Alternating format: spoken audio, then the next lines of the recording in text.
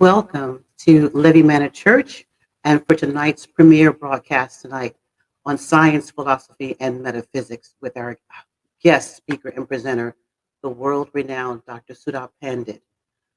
We are so excited about this program tonight and everything that we are going to be on this journey, and I'm going to be on this journey with you as if I've never heard of who Jesus is or who is God, and I'm going to follow the questions myself. So I want to just thank you guys for tuning in. And many of you are already in the room. And as we are always saying each week, please take the opportunity to tag and share this live. It will be so incredible. And I want to make sure that we also prepare your hearts just to be open for what God is going to share through his servant. So at this time, I'm going to bring our illustrious presenter to you right now, Dr. Sudha Pandit.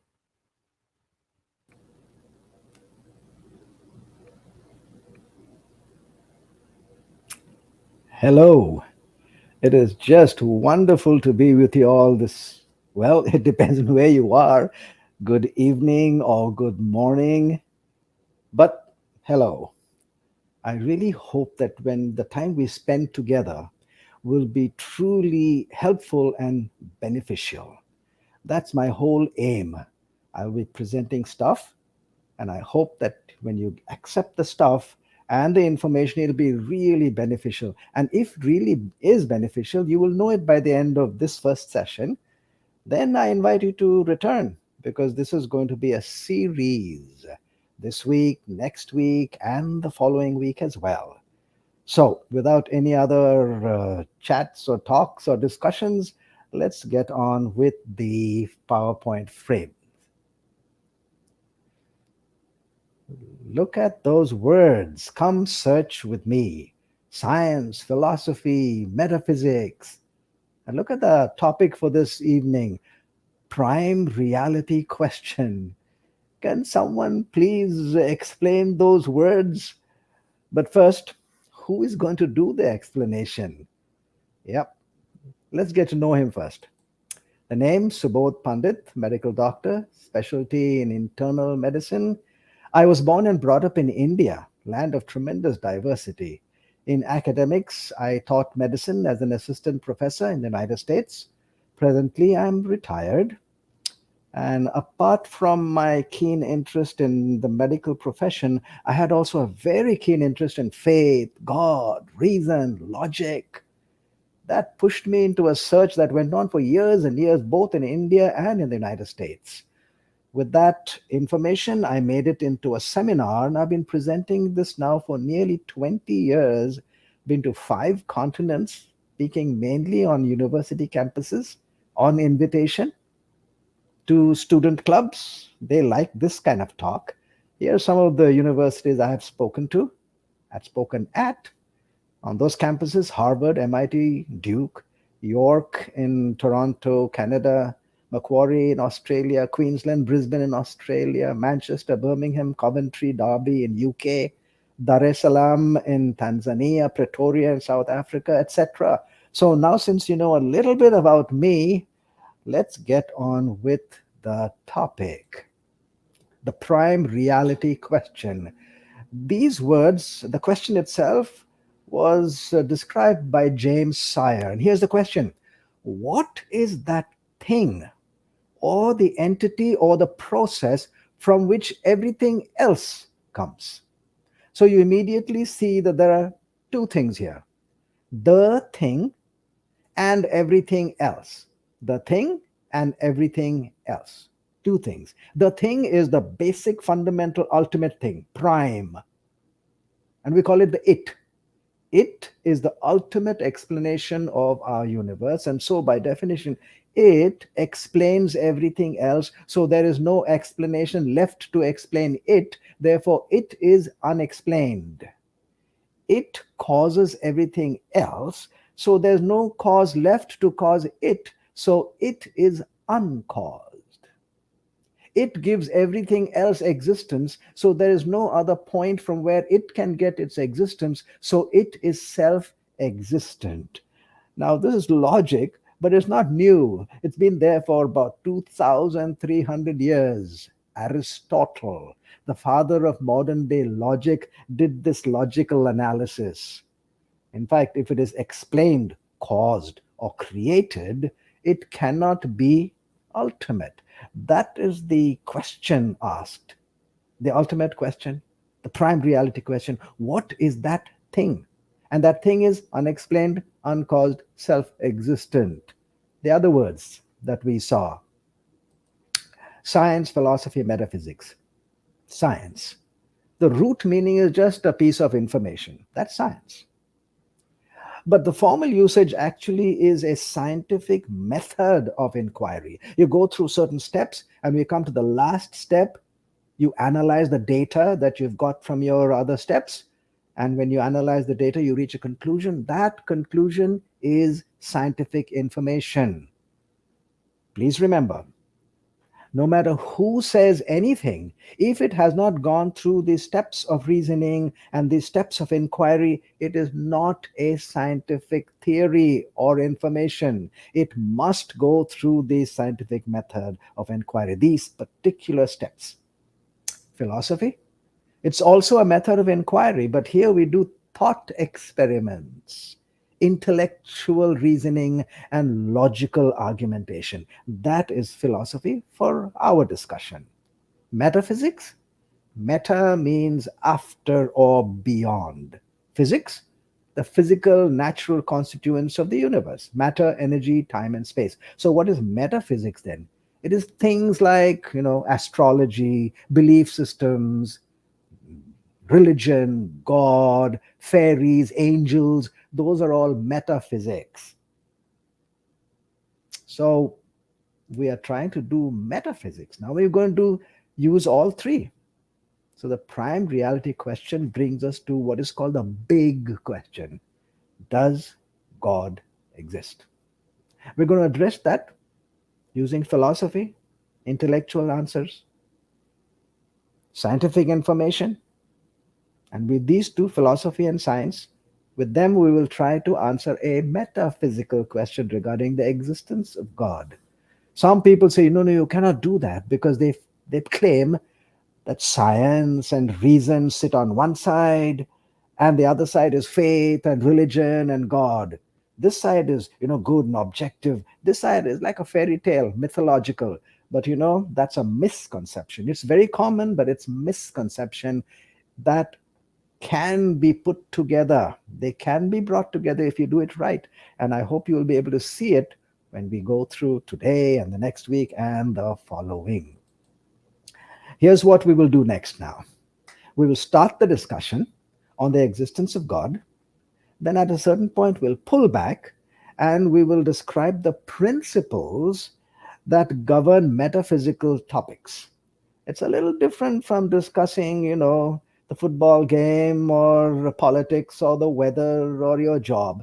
It's a little different. We need to describe those principles. Once we describe them, we will come back and resume our topic, which is the existence of God. So let's get started. Number one, the universe consists of four basic components: matter, energy, time, and space. We will call this the stuff.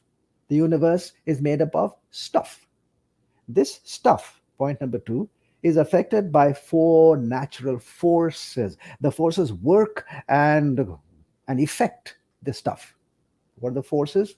Gravity, electrodynamics, strong nuclear force, and weak nuclear force. Now, you don't have to know what they are, just know that the stuff is worked on by physical forces. These forces don't just act on their own. Point number three, the forces are governed by very strict natural laws: the laws of motion, the laws of gravity, the laws of chemistry, the laws of electrodynamics, the laws of thermodynamics, and a whole bunch of them. But these laws are very, very strict. Not only are they strict, point number four, the laws are mathematically related, not only to the stuff, but also to the four natural forces. And they are related in extremely precise ratios. I mean, mind bogglingly stunningly precise.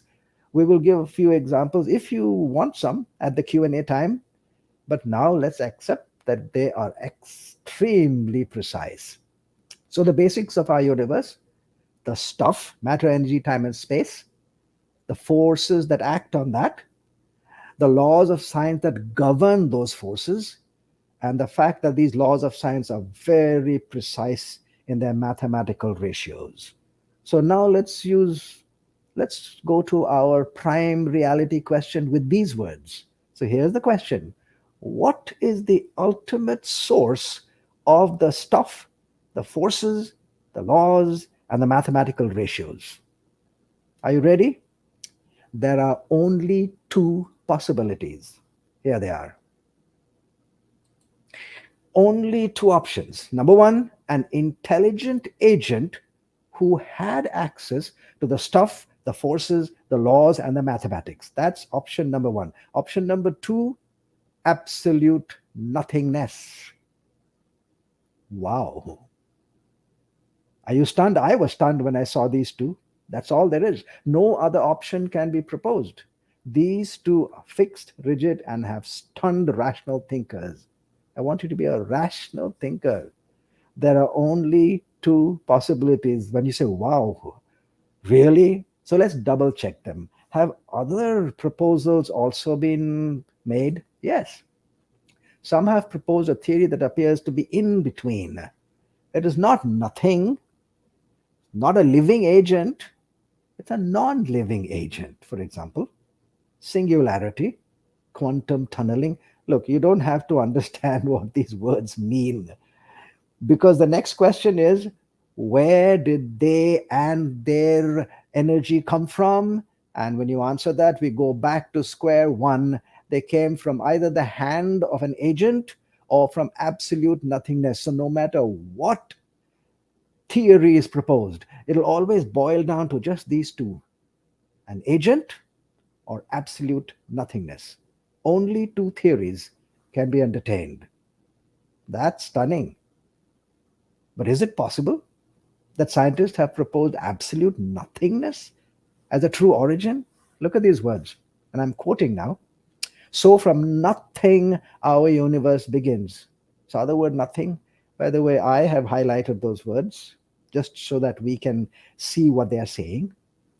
Where did the laws of nature come from? They came from nothing, the void out of which the universe spontaneously arose. Quentin Smith said, the only reasonable belief is that we came from nothing, by nothing, and for nothing. So, those words describe actually absolute nothingness. These declarative statements clearly show that nothingness has been proposed. So our description of those two propositions is actually established. It is very stunning, my friends. Many people have never looked at these. Only two theories have been proposed. Theory one: a living, intelligent agent provided the stuff, the forces, the laws, and the mathematics to compose this universe. Theory two: absolute nothingness provided the stuff. Whoa, wait a minute. Absolute nothingness provided the stuff? Where did they get the stuff from? And then the stuff, undirected, unsupervised, constructed our universe. At the prime level, we're going to say it again.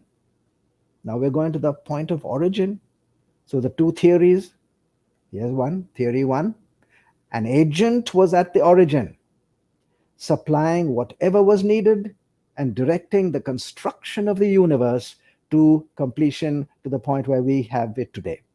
Theory two: nothing was at the origin.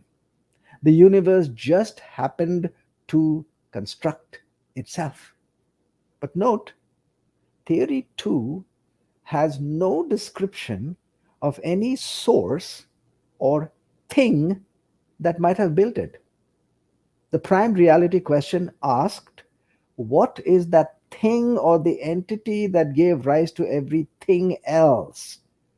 Theory 2 has no real thing that it points to. Now you ask yourself, which theory is rational? Theory 1 or theory 2? Which is irrational? Which makes sense? And which appears absurd? Which is mentally satisfying? And which is not mentally satisfying? You know, I've spoken to people, and when I'm chatting with some of them, when we come to this point that there are only two possibilities, only two explanations for our universe, an agent or absolutely nothing, some of them will say, that's it. I need no other discussion. I got it. I can make a decision right here.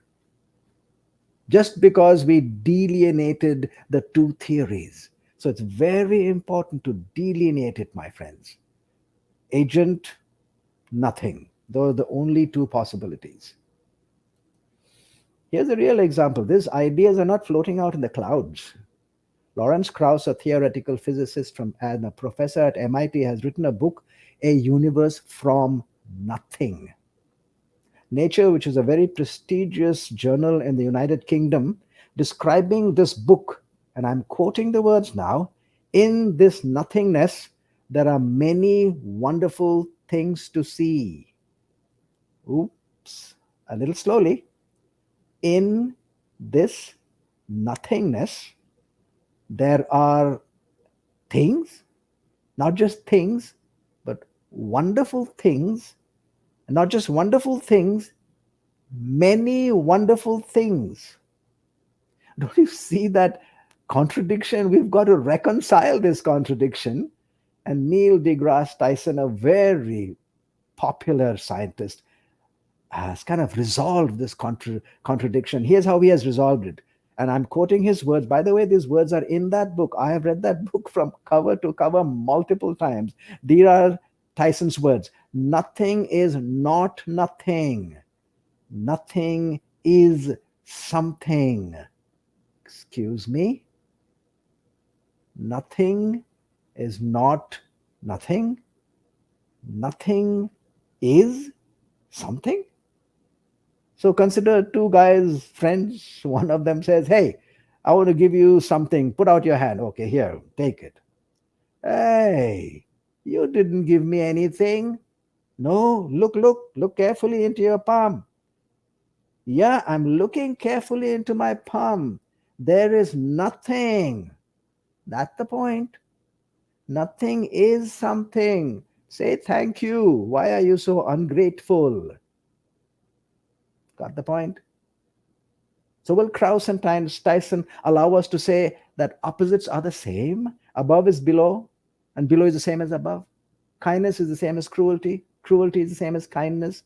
Hate is the same as love, and love is the same as hate. Really? Are these all of these things the same? Is nothing really something?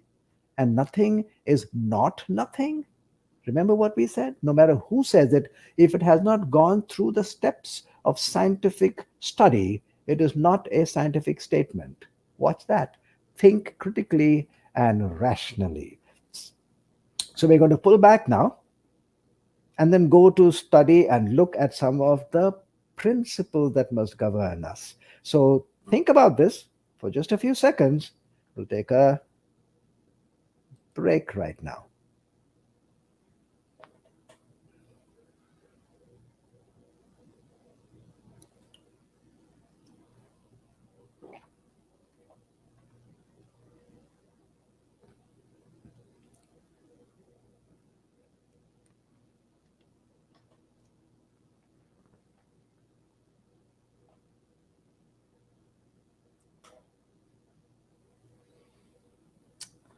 Okay, now let's go to the principles that must govern. There are 7 principles. We must do critical and rational thinking. We must describe our starting position, which is actually an attitude.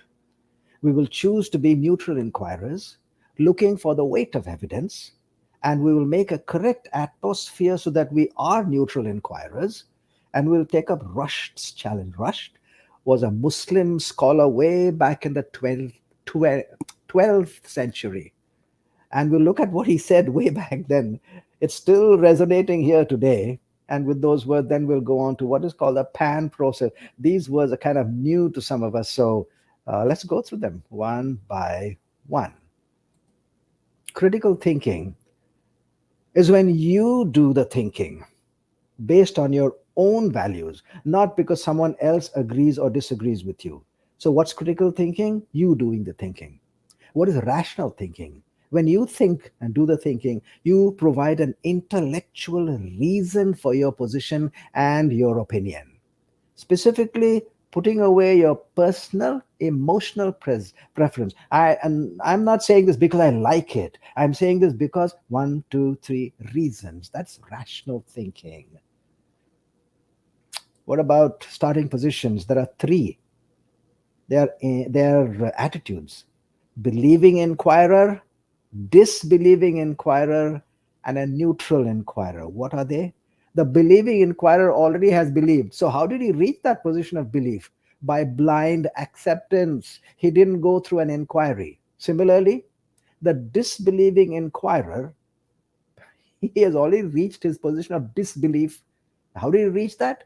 By blind dismissal. He dismissed all the evidence and he did it blindly. We should not be blind acceptors nor blind dismissers. We should do neutral inquiry and not reach the position prior to the inquiry. So we will do an inquiry. And what's the inquiry now from a neutral point of view is to look for evidences and pieces of information so that we can make a final conclusion. So we avoid being blind believers, we avoid being blind disbelievers. We look for neutral way of starting. By the way, these three attitudes are in all of us all the time. And we can choose which one to use at any given time. And in our minds, there is no boundary or fence separating one attitude from another. So we can easily flit from one to the other. Sometimes we ourselves don't know which one we have brought to the table. Therefore, we must remind ourselves and make a deliberate choice to work as neutral inquirers. So, what is neutral inquiry? Being fair and balanced. There are 5 points that make it neutral. The first one is you always choose two theories to examine, never just one theory. And we make two theories and examine both. This will avoid default conclusions. What's a default conclusion? Let me ask you a question. When is a good decision a bad decision, and when is a bad decision a good decision? And you say, hey, wait a minute, that sounds a little contradictory, but really it is not. Let me tell you why. Suppose you are, and if you are faced with these options: good, better, and best, and if you just chose the good, that's a bad decision. You should have chosen the best. Similarly, when you are faced with bad, worse, and worst, and you held on to the bad, that's the best decision. You avoided the worst. So, what am I saying? It is possible to get to a claim and look at it and say, hey, that's really good. I'm going to grab it. But before grabbing, look at the other side, the other theory that might be better. You should go for the better. Or you might see a claim that is, oh, it's come some questions over there. I want to discard it, but wait, before discarding it, if you discard that, you will be left with the other, and the other is worse. So don't discard this, stay with the bad, don't go to the worst one on the other side. What are we saying? Look at both. When you look at both, that is first part of neutral inquiry. And when you look at both, third and fourth point on the screen, we treat both on an equal footing and give both the same chance to win. That is being fair. You know, friends, if you are fair, your conclusion, you will know, is a strong conclusion. If you are not fair, you will know that you are not being fair. And your conclusion will always be weak and shaky. Don't go for shaky bases. Inquire and be fair. And when that conclusion is made in a fair manner, you will know that the conclusion is strong. And number five out there, we set the criteria, and we're going to set the criteria for our evaluation right now. Three, we will value information and evidence above mere opinion. Number two, we will go for logic, not crass illogic. And number three, we will go for reason and not absurdity. I hope you recognize that a few minutes ago we did come across illogic and absurdity. We should move away from those. Then we can be good, neutral inquirers. So, information, logic, and reason. Those are the ones that will guide us. Number four is the weight of evidence. In metaphysics, we cannot claim to have final proofs. The best we can do is to examine both and look for the weight of evidence. Some say, no, no, I don't want weight of evidence, I want proof. Yes, proof is ideal, but we cannot reach it. And so in this world, the best we can do is go for the weight of evidence. In fact, that's exactly what the courts of law do. They don't have proofs, they have only weight of evidence. That's why you have the prosecuting attorney and the defense counsel. And they make their cases, and then the judge decides on the weight of evidence. For example, in a civil case, he will say, the weight of evidence is clear and convincing, and therefore he brings the gavel down on this side. That's what we will do. Look for the weight of evidence. What's the meaning of the weight of evidence? It means both sides have evidence. Yes, both sides. Both have gaps and discrepancies. So merely finding evidence or finding a gap or discrepancy is not sufficient. We should look at both, and the side that has best evidence and least amount of discrepancies and gaps, that is the side that has the weight of evidence, and that is the one we will choose. Number five, the correct atmosphere. We need to do that because we are all biased. Please confess that you are biased, because we all are. I am biased, you are biased. We need help in doing a neutral inquiry. And what's that help? We need to create an atmosphere. And we need four factors. They are very effective factors. We need all four. You can't leave out even one, because if you leave out even one, your journey will be bumpy and rough. So here are the four: humility, honesty, calmness, and respect. These four will keep you in the neutral inquiry mode. What do these words mean? Humility. It is the cardinal, prime, and most essential factor of all. A learning attitude, teachable spirit. You stand small in the face of the grandeur of the universe. How much of information is out there? We know just so little. We are small. Be humble. Honest. There's a lot of dishonesty out there, especially with metaphysical discussions. So I had to devise a definition. And here's my definition of honesty: the willingness to give credit to a point or argument, no matter who brings it to the table, and even if that credit has the possibility of destroying my own previous stand or position. And I've written my name out there because that's my definition of honesty that I used. Give credit where it is due, and withhold credit where it is not due. I call it the wow factor. The world has lots of information, and some of them are truly impressive. So when that impressive piece of information comes to you and me, what should we be willing to say? We should be willing to say, wow. We shouldn't figure out whether, if I say wow, then who will get the credit, that person or me? No, that would be dishonest. If it is impressive, you say wow. If it is not impressive, you say it's not impressive. Give credit where it is due. That is the meaning of honesty. Calmness. Look, anger fights your own clear thinking. Rage is not conducive to judgment, my friends. The most effective weapon, you want to win the argument? You really want to win it?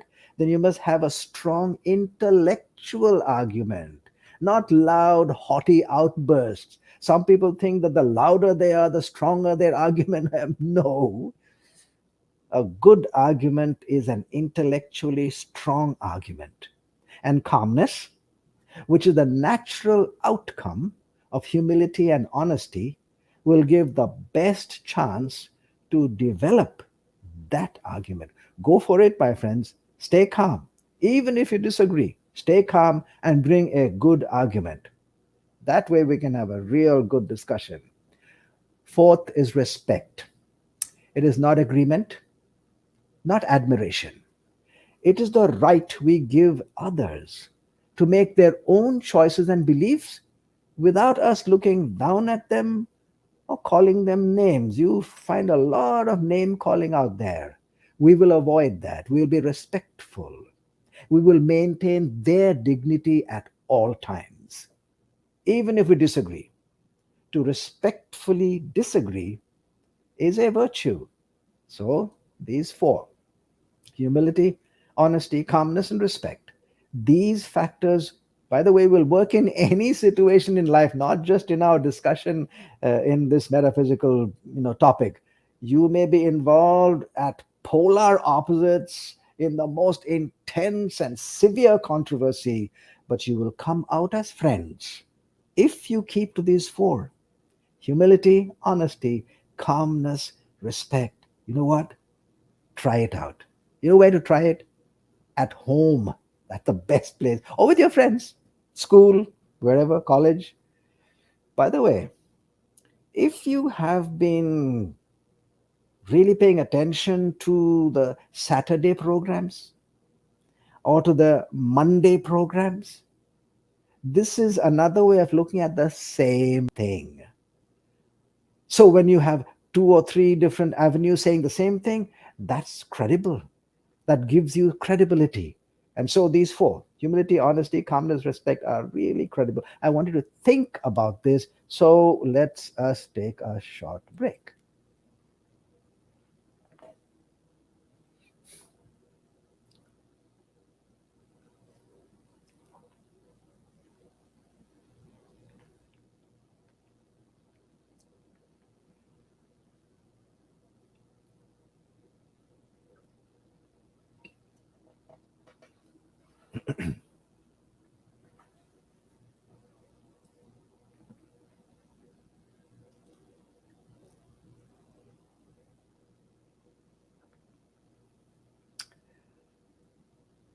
All right.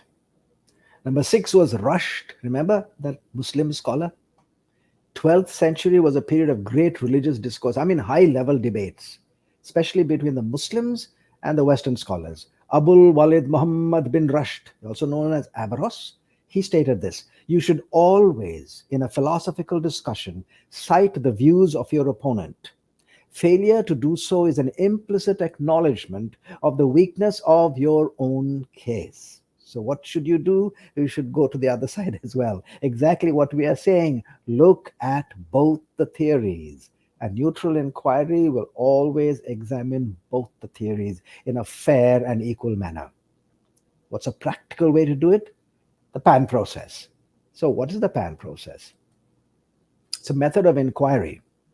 The word pan means going across. So you don't stay at one side, you go across. Like Pan American Airlines goes across America. It also describes the process of sifting. They panned for gold way back in the 19th century during the gold rush, separating the gravel and the rocks from the nuggets of gold. Sift, pan. It also is the first three letters of my family name, Pandit. This is the method I formulated and I used for my own search when addressing controversial issues. By the way, this PAN process has been tested. A few years ago, I was in South Africa. I was invited to give a 1 hour lecture because some of them had heard that I had a few ideas about addressing controversial topics. So the Department of Political Science invited me to give a 1 hour lecture to the doctoral and postdoctoral students in the Department of Political Science. Now, in South Africa, it was very divisive with apartheid, the idea still lingering there. So they wanted me to give a description of how do we address controversial topics. So I went and told them about the PAN process. 1 hour I discussed it out with them. When we finished, 6 of those students came up to me one by one and they said, Doc, your ideas are very reasonable. You know what? I am going to take some of those principles and apply them into my doctoral dissertation and into my postdoctoral dissertations. So, what am I saying? I'm saying that this process has been tested in public. When two theories are in conflict, we look at the pros and cons of both. That makes 4 columns of argument. It looks like this: 4 columns of argument, a pro and a con for each side. For example, atheism and theism, those are the two theories we have in our hands right now. Column 1, arguments for atheism.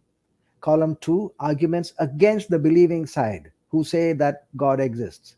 Column 3, arguments for the believing side. And column 4, arguments against the atheistic claim that God does not exist. By the way, these columns can be addressed in any order. There's no specific order because the arguments in one column do not spill over and affect the arguments in the other column. So you can start with 4 if you want, or 2 or 3, any of them. We've made it like this, so we'll just go ahead with this order. So here are the principles. We will do critical, rational thinking. Think for yourself. Provide a reason. Number 2, the starting positions are believing, disbelieving, neutral. We'll choose the neutral attitude. Make a deliberate choice. And if we are to be neutral, then we have to examine both the options, both the theories, looking for the weight of evidence. Both sides have evidence. We're looking for the weight. To do a real inquiry that is neutral, we will need a proper atmosphere: humility, honesty, calmness, respect. We accept Rush's challenge. You must cite the opponent. That's what we're doing, both the sides. And the practical version of that is the PAN process: pros and cons for both sides, making 4 columns of argument. And let's start with the first one. Column 1, for atheism, for the claim that God does not exist. Arguments for atheism, none. Wow. Did you say wow? I hope you did, because I'm saying none. So we have to ask ourselves, why do you say none? Well, there are 2 reasons. Number 1, the only proof of atheism is disproof of God's existence. The word itself, atheism, a means without, theism, theos, without God. So you have to deal with God and throw him off. Once you do that, then you have atheism. But that, my friends, is column 2. Hitting off God's existence is column 2, not column 1. So that's the first reason why we say there are no columns in this, there are no arguments in this column. The second reason, this statement is a negative statement. God is not existent. God is not present in the universe. It's a negative statement. And a statement in the negative is valid only when every possibility has been exhausted. For example, if I claim that my son was not at home and our house had 20 rooms, how many rooms should I have inspected before making a legitimate claim that he is not at home? Or 20. If you didn't go to all the 20 rooms, you could not say he is not at home. He might be hiding up in the attic. You should have checked there too. In other words, the claim of an absence is true only when all the possibilities have been examined and set aside. Yes. So we are saying atheism says God is not present in the universe. So, have you checked, or have you looked at every corner of your town, country, continent, world? How about the moon? Do you know the moon has the dark side of the moon is always dark? That's why we see the same pattern when we look at the moon. That's all we will see. This has only one face facing the us. The other side is always dark. Have you been there? How about the sun, 93 million miles away? That's one star. Our Milky Way galaxy has 200 billion stars. That's with a B, billion stars. What about the known universe? How many galaxies are there? Astronomers have guesstimated for us that we have at least 600 billion galaxies. Did you say wow? Were you honest? Did you say wow? So, we cannot even start our search. So, how can we come and reach the end of it then? So, here are four reasons why human beings will never be able to do a proper search. Here are the four reasons. The universe is too vast. First of all, the universe is made up of basically two parts. One is the known universe, that has a boundary. That's our knowledge is the boundary. But we know beyond that there is the universe. So there are two parts of the universe, the known universe and the universe. The known universe itself is 92 billion light years across.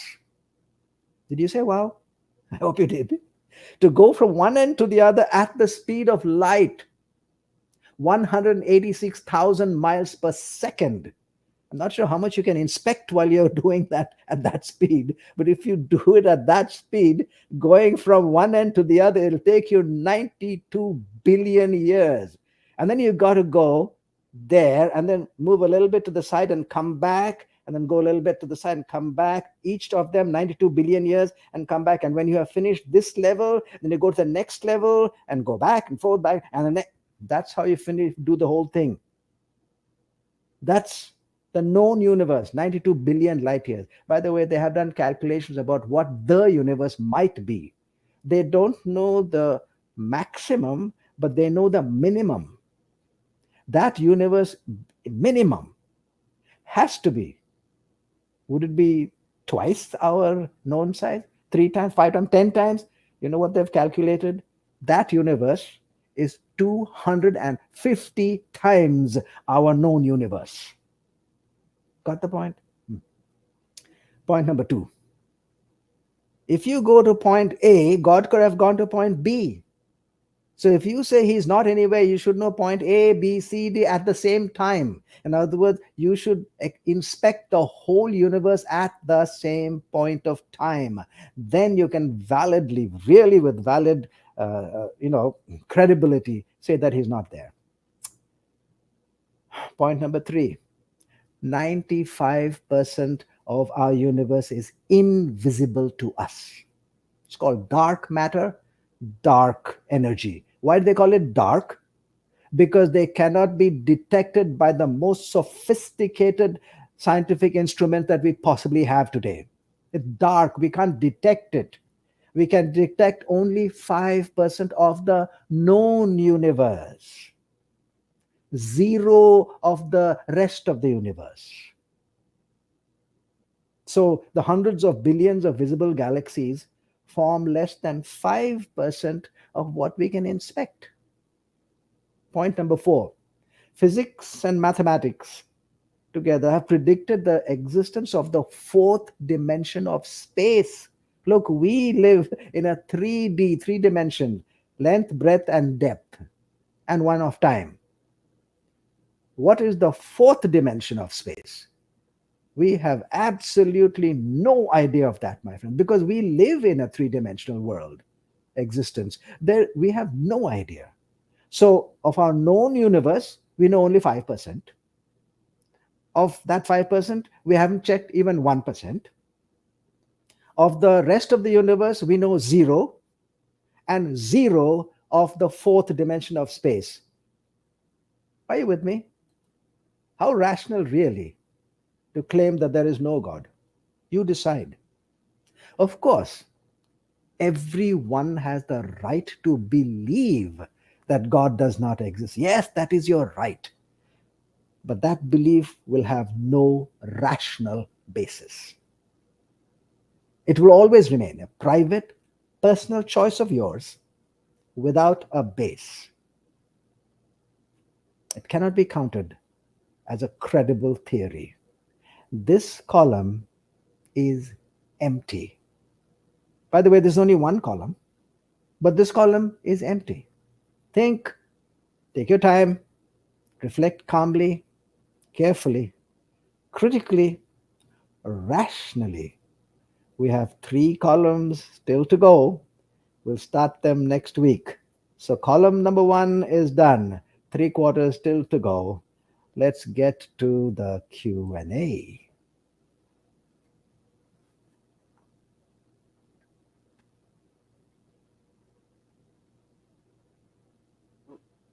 Okay, so Dr. Pandit, let me just say, I am over here. I'm looking at the comments, and I mean they are absolutely just so engaged. Now, I have to say, I'm entering in a realm that, even though I enjoy apologetics, but this realm of uh, foundation that you're setting, at first it was getting a little murky for me, and not and murky in the sense of because you're making me have to go deeper in my thought process, not just the Hmm. surface enjoyment of an argument or discussion. Now I'm putting myself in the place of I don't know what I don't know, and so now I'm kind of okay. Where is he going with this? It is when you started with the analogy that the door opened for me, and I'm sure I've read in the comments where how can you say that your son, if you have a house and your house has 27, 28 rooms, and you have a son, and you say, okay, can you say that your son is not home? How can you say your son is not home until you investigated all the rooms? That is where everything kicked open. Like, okay, wait, like, uh-oh, something just happened here. And then to go the into nature, into science, into the sun, into the stars, into the galaxies, into light years, and there's uh, dark, darker places of the universe we don't know. The argument against God, you have to go through all of those areas, which is absolutely impossible. So even for me sitting here, I'm of someone of faith already, has actually strengthened my faith sitting here and literally in 15 minutes. Uh, so I don't want to make this my own testimony. But I'm here now as the moderator for the questions and answers. So please, at this juncture, Dr. Panda would love to answer your questions and even look at maybe some of your comments. Okay, okay, here we go. Here's one here from. I'll post it here. Where is she? I just By the saw it. way, can you hear me? Oh, yeah, I can hear you well. Yes. Okay. Uh, we will we will accept every single question.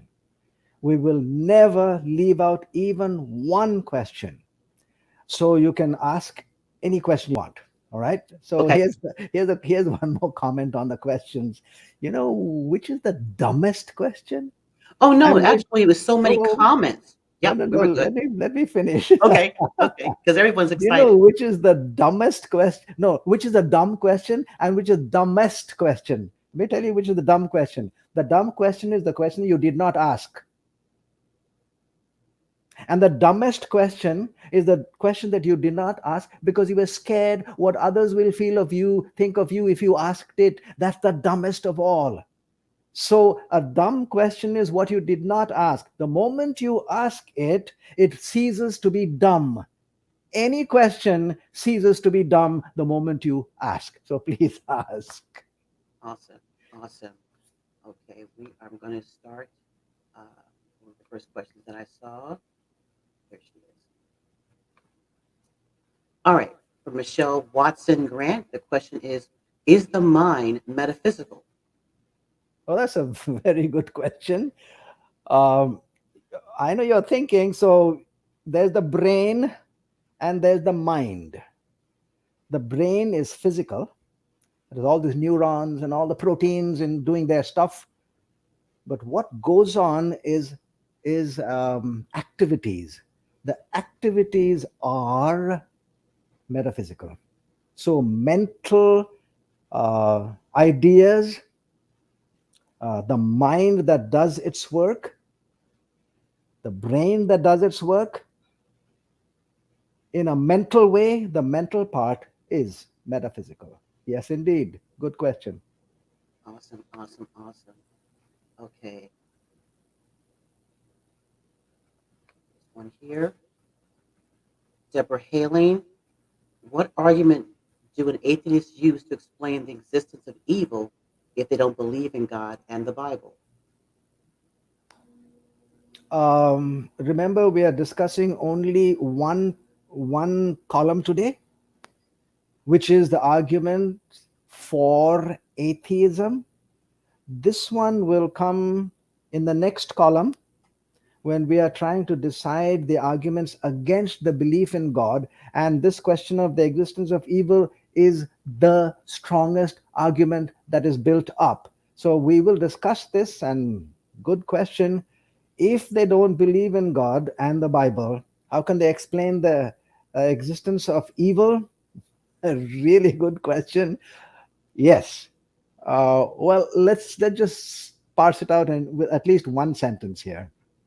If you do not have a reference point, you cannot call anything good or evil. Once again, if you do not have a reference point, a universal reference point, you can't call anything good or evil, especially morally good or evil. Therefore, you're making a real good point out there. You must have a reference point. Without that, you can't call anything evil or even good. So we've started the discussion. We'll continue it next week. Excellent question. Okay, awesome. All right, this is from K.D. King. I fully believe I'm anticipating the denial of those in the Bible. We can prove Jesus existed, that God exists, but can we prove God spoke and the Bible is it and no other text speaks for him? Once again, maybe we didn't discuss this fully enough. We are going step by step. So the first question was the prime reality question, which says, does God exist? And we said we need 4 columns of arguments for that, and we did only one. Once we settle whether there is a God, then we ask the next question, is there another theory that hits at God? And that is a theory of evolution. So we'll deal with that. When we've settled with that, then we ask ourselves, can we identify this God? That will come later. Keep your mind open. We are going to answer all these questions, not answer, we'll address them in as open and direct manner as possible. We must come to a point where we'll say, I see the path, I can see the road, I will walk in it. So that's our goal. Good question. Awesome. I'm going to go with this one as well. Uh, what really do atheists believe? Once again, every question, by the way, has an assumption attached to it. This question is very, very sharp, and in fact, very deep. The word atheist itself is saying there is no God. That's all it's saying. It is not saying what there is. For example, if I say he is not 6 feet tall, I have not said what his height is. I've only said he is not 6 feet tall. So when an atheist says that God does not exist, they don't tell us what exists. So the question really is very intriguing. What do they believe? And if you look at it deeper and deeper, it's a belief that is a non belief. It's a philosophy that is a non philosophy. It is non logical. In other words, you cannot really grasp it. And that's the difficult part. And that's what we're trying to express and trying to show, that actually there is no such thing as a real belief based on anything that we can test to be true or false. So it is a claim that is baseless. In other words, there's no base for us to check it out. So that's a real good question. What do they believe? We know what they don't believe. We don't know what they believe. That's a very good question, because we should address that when we deal with anybody who says that he's an atheist. And I've dealt with all of them, and many times I have been an atheist in the back of my mind, yeah, struggling with the question of God's existence. So when you do that, you must come to a place where you should be able to say, I don't want this, but I do want this. Somewhere along the line, they have to come to that. So that's a good question. Very Awesome. difficult to say what they believe. Awesome. Awesome. Well, everyone, we will be back next Thursday, Eastern Standard Time here with Dr. Pandit in this class, a discussion of science, philosophy, and Metaphysics Thursday. So please make sure those of you who have been watching, please share the link as well with those who may be interested in it, and share it so they can come and join the discussion and be open and listening. As Dr. Pandit says, let's follow the questions. Let's follow the questions. So, Dr. Pandit, thank you so much for being with us tonight. We are looking forward to next week. And to everybody that's here, we are so grateful. Thank you to our Living Manna Church family, for Pastor Myers and Atante, who currently are on vacation. And I think they're watching from Hawaii. Yes, we are jealous. So, anyway, but have a wonderful time. They've worked hard. Have a great week, everyone. Yes, We'll have meet a again. great week. And so, hey, God bless you guys. And we will see you next Thursday.